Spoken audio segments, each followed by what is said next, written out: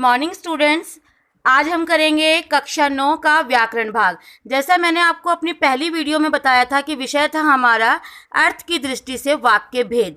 तो उसमें मैंने आपको बताया था कि वाक्य क्या होते हैं। तो मैंने बताया था कि शब्दों के सार्थक समूह को वाक्य कहा जाता है।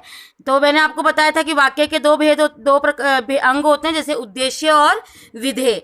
उद्देश्य क्या होता है? जिसके बारे में कुछ बताया जाए। विधेय होता है जिसके बारे में जो बताया जाए। साथ मैंने आपको उदाहरण दिया था कि श्वेता ने प्रथम स्थान प्राप्त किया।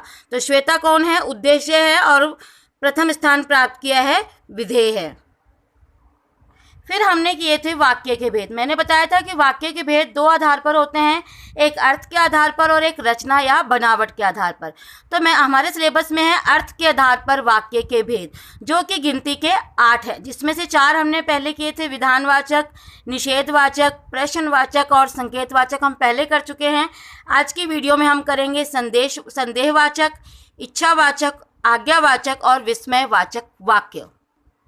हम बात करते हैं संदेहवाचक। संदेहवाचक जिन वाक्यों में क्रिया के होने या करने में संदेह हो, मतलब थोड़ा सा हमें लगता हो, डाउट हो, उन्हें संदेहवाचक वाक्य कहते हैं। जैसे रेणु घर पहुंच गई होगी, तो यहाँ पे जो होगी है तो हमको डाउट है कि वो पहुंच गई होगी, शायद जो वर्ड आ गया।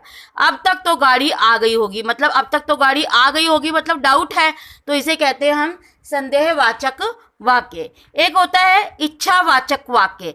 जिन वाक्यों में वक्ता मतलब बोलने वाले की इच्छा, आशा, शुभकामना, आशीर्वाद आदि का भाव व्यक्त हो, उन्हें हम इच्छावाचक वाक्य करते हैं। जैसे आपकी यात्रा मंगलमयी हो, ईश्वर तुम्हें सफलता प्रदान करे, तुम्हारी आयु लंबी हो, तो उसमें हम क्या कर रहे हैं? कोई शुभकामना, हमारी इच्छा या आशा व्यक्त कर रहे हैं। और सातवां होता है आज्ञावाचक वाक्य। आज्ञावाचक जिन वाक्यों में वक्ता मतलब बोलने वाले की इच्छा, आशा या उनकी आज्ञा का मतलब पता लगता हो। जैसे तरुण तुम कक्षा से बाहर जाओ, मतलब यहाँ पर आज्ञा दी जा रही है, आप यहाँ बैठो, मतलब इसको समझाया जा रहा है कि तुम यहाँ बैठो, बाहर मत जाना, किसी आज्ञा का बात की जा रही है यहाँ पर, तो इसे हम कहते हैं आज्ञावाचक वाक्य। 8वां वाक्य होता है विस्मय। विस्मय मतलब अचानक होने वाला काम। जिन वाक्यों में विस्मय, घृणा, शोक, हर्ष आदि का भाव व्यक्त हो, उन्हें विस्मयवाचक वाक्य कहते हैं। जैसे हाय वह मर गया। विस्मयवाचक का पहचान होता है एक्सक्लेमेटरी, जो निशान हम लोग लगाते हैं, हाय वह मर गया। तो हाय के बाद जो ये चिन्ह है, ये विस्मय दिखाता है, अचानक होने वाला कार्य। अरे तुम्हें तो तेज बुखार है, तो यहाँ पर अरे अचानक, छी कितनी गंदी जगह।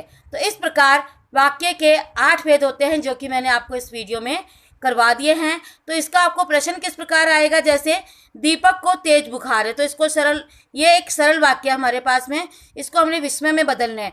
अरे दीपक को तो तेज बुखार है, ये विस्मय में बदल दिया। वह कल स्कूल जाएगा, वह कल स्कूल नहीं जाएगा, इसको हमने निषेध कर दिया, नकारात्मक में बदल दिया है। आपको इस प्रकार भी आ सकता है कि वाक्य के भेद बताओ। जैसे क्या हो गया, आपने बताना है कि यह प्रश्नवाचक वाक्य है। अरे तुम कहाँ हो, तो तुम्हें बताना ये कौन सा वाक्य है? विस्मयवाचक वाक्य है। इस प्रकार वाक्य के भेद 8 कहे जाते हैं। तो आपको इस प्रकार यह 4 नंबर का आएगा। धन्यवाद।